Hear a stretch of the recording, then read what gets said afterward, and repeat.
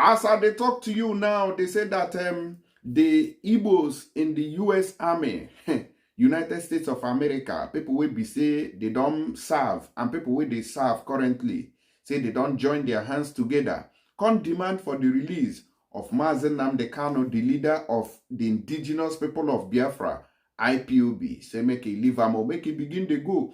Say it don't take, where they don't hold him. I think say no only them they demand for his release. No. But they say that Imo ex-Attorney General condemns continuous detention of Nnamdi Kanu, asks Tinubu to embrace wisdom, make it free the man, make it go in Papa and Mama house. Matter no end there. As they were talking to Tinubu, Tinubu was busy looking for where to borrow money from. Information reaching us on the table now says that Tinubu government is planning to secure 6 World Bank loans totaling $2.23 billion for Nigeria. Tinubu, abeg, do, na beg, I take they beg you, na God, I take they beg you. Say, we are not looking for any loan. Abeg, no borrow on our behalf again. Okay? Na beg, I just they beg you. Do not borrow. World Bank, I want to beg all of you. Do not borrow any money to Tinubu. Don't borrow any money to President Tinubu. We don't need it. We have too much to use. We can even borrow to people. We shouldn't be the ones borrowing money. I don't know how this country is working. Eh? And I go play on an old clip of Asare Dokubo, some of you never know about. Okay? So let's get into details very quickly. We are going to be taking in details the AVID request to Tinubu. The American military veterans of Igbo descent, AVID, have written an open letter to President Bola Ahmed Tinubu requesting for the immediate release of the detained leader of the indigenous people of Biafra, IPOB, Nnamdi Kanu. The letter signed by AVID President Dr. Sylvester Onya and Secretary Dr. Gosin Obiagu urged the Nigerian government to comply with multiple court rulings and international directives that have declared Kanu's detention illegal and unjust. AVID's request is based on several legal rulings and international human rights decisions that have condemned Kanu's detention and extraordinary rendition from Kenya to Nigeria in June 2021. The letter highlighted key judicial pronouncements from Nigerian courts and international bodies, all of which have ruled in favor of Kanu's release. The group recalled that on October 26, 2022, the Federal High Court of Nigeria ruled that Kanu's arrest and detention were illegal. The court held that his extradition from Kenya was unlawful and that his continued detention in Abuja violated his fundamental human rights. The ruling explicitly condemned the Nigerian government's action, AVID stated. It noted that despite the ruling, the Nigerian government had continued to detain Kanu, a move AVID described as unconstitutional and a defiance of Nigeria's judicial system. Does Nigeria have a judicial system that is working for the masses? I bet. AVID's letter further references the Supreme Court of Nigeria's decision in December 2023, which, while remanding Kanu's case to the Federal High Court for trial, also acknowledged the circumstances surrounding his initial detention. The group recalled that the Supreme Court condemned the government's military invasion of Kanu's home, which forced him to flee Nigeria. The Apex Court ruled that the government's subsequent actions seeking his rearrest and extradition under the pretense that he jumped bail were unjust and deceptive. They say they used that one until they deceived the general public who say jump bail. According to the group, the ruling acknowledged that Kanu's absence from court was not voluntary, but necessitated by the actions of the Nigerian military, making his continued detention unjustifiable. They say now because of the Nigerian army carried their guns and bullets, enter in home for Faruku, come they shoot gidi bada bada. Say na make Kanu come follow window, jump, they escape so that he can be alive to talk the story. But now, They talk say in jump bail, which is unjustifiable, according to waiting Avid, they tell the Tinubu government. According to the group, the Avid also cited the United Nations Human Rights Council Working Group on Arbitrary Detention, which issued a landmark opinion in July 2022. The UN body directed the Nigerian government to immediately release Kanu and provide him with compensation for his unlawful extradition and detention. The letter emphasized, as a member of the United Nations and the signatory to the international human rights treaties, Nigeria is legally bound to comply with the UN directive. Avid argued that the Nigerian government's failure to adhere to these obligations undermined its credibility on the international stage and raises concerns about its commitment to human rights and the rule of law. Beyond the legal and human rights considerations, Avid asserted that Kanu's continued detention has escalated from a judicial matter to a political issue, one that requires urgent intervention by President Bola Ahmed Tinubu.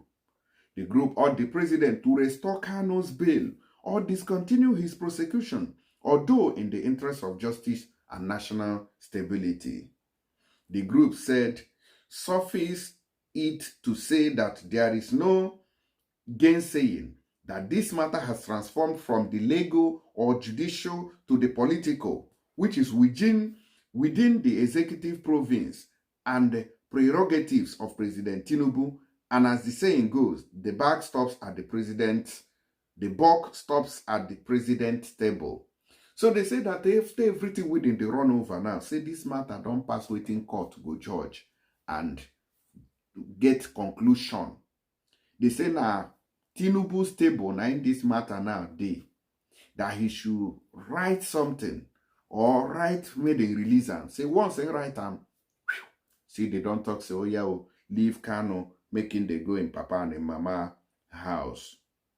The letter concludes by appealing, they are now begging, they are now pleading with the President Tinubu's sense of justice and leadership, calling on him to uphold the rule of law by ordering Kanu's immediate release.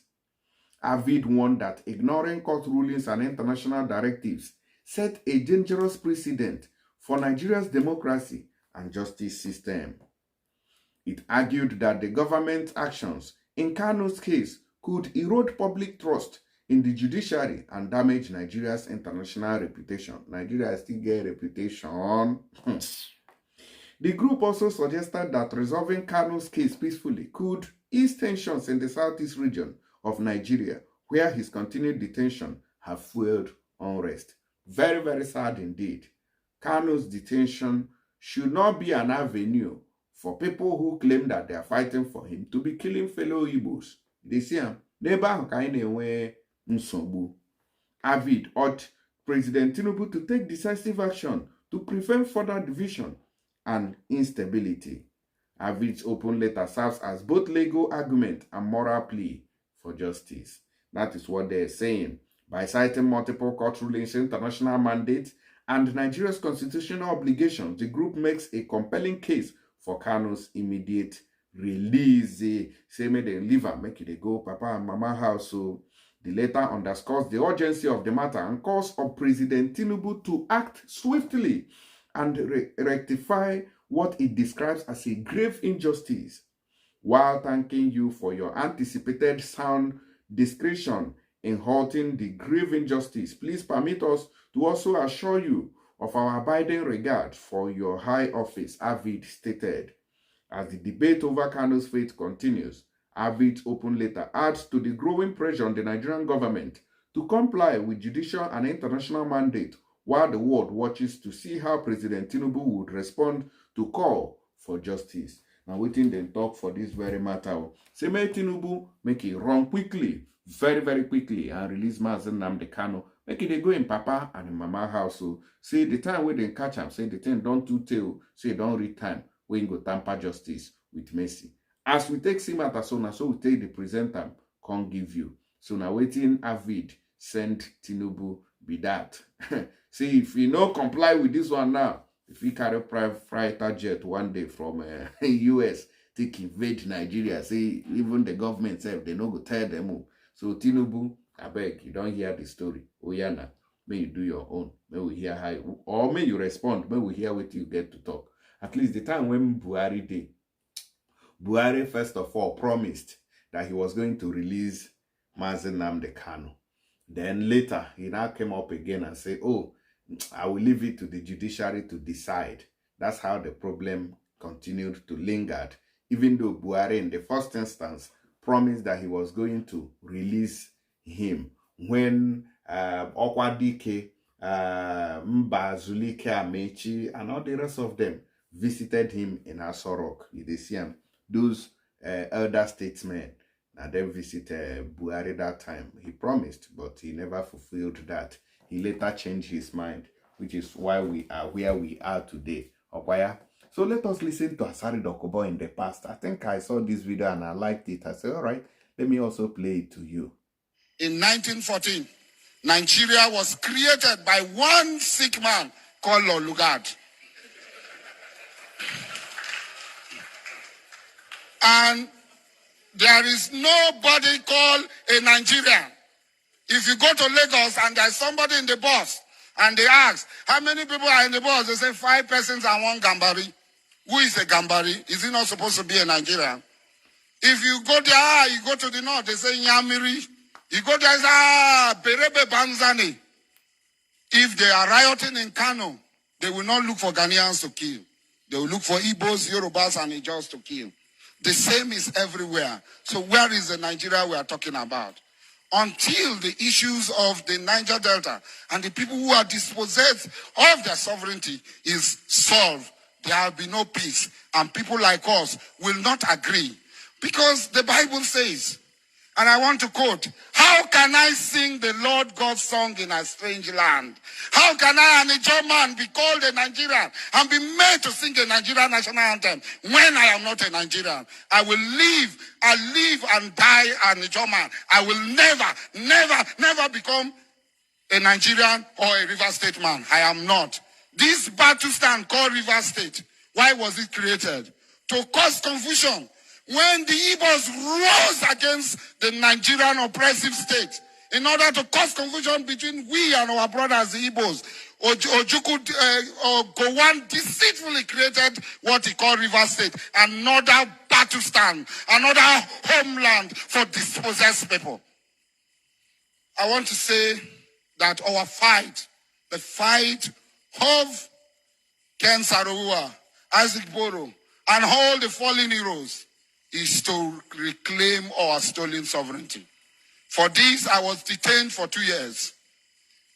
10 months, 13 days on the ground by the maximum ruler of the Nigerian state, General Olusegun Obasanjo. But we have to rise up. We have to know who we are. The only thing that can guarantee our freedom is the independence of Biafra. There's no 2 ways about it. Good luck if you like to pretend. The only security for you is independence. The Zani, if you like pretend, the only security for you is independence. Charlie Boy pretend the only independence for you, the only freedom, the only liberty, peace for you is the independence of Biafra. We are capable of achieving independence of Biafra. They are not stronger than us. Here, Oyibo, Remaso, Oyibo. Oyibo, Remaso, Oyibo. Why Chinebia? We will meet each other. That is the only basis for our existence as a people. The independence of Biafra. The Zania, sorry, May God not allow them, make them kill you. Even though you don't give us, we still not say you be our daughter. But we hope another defeat day you could learn. Well, there's an opportunity come for but once. Now, so when we saw them, okay. So be Ijaw first, be Igbo first, be Biafra first. All I don't see matter we be say stop in the past. That's how Asari Dokubo was talking in the past. But recent happenings in the affairs of the Biafran struggle has made a lot of people lose interest and hope in the Biafran struggle because of recent things that has happened or taken place. You know, that's my that's what I think. I don't know what you think about it, but let us know in the comment section. That's all I can say. And please don't forget to share this very video so that other people can see it and also drop their own opinion. And as with the waka, so don't forget to use tap send to make that very transaction. Send money to Nigeria wherever you are. If you are in the UK or here now, download this very app. Even if you don't use them before and you never use any promo code or here now, this is the opportunity for you to claim your own glory. Use my promo code will be Critics News, type it in capital letters. And as you dey inside UK, they will then go summer you £15 on top of the money that you are sending.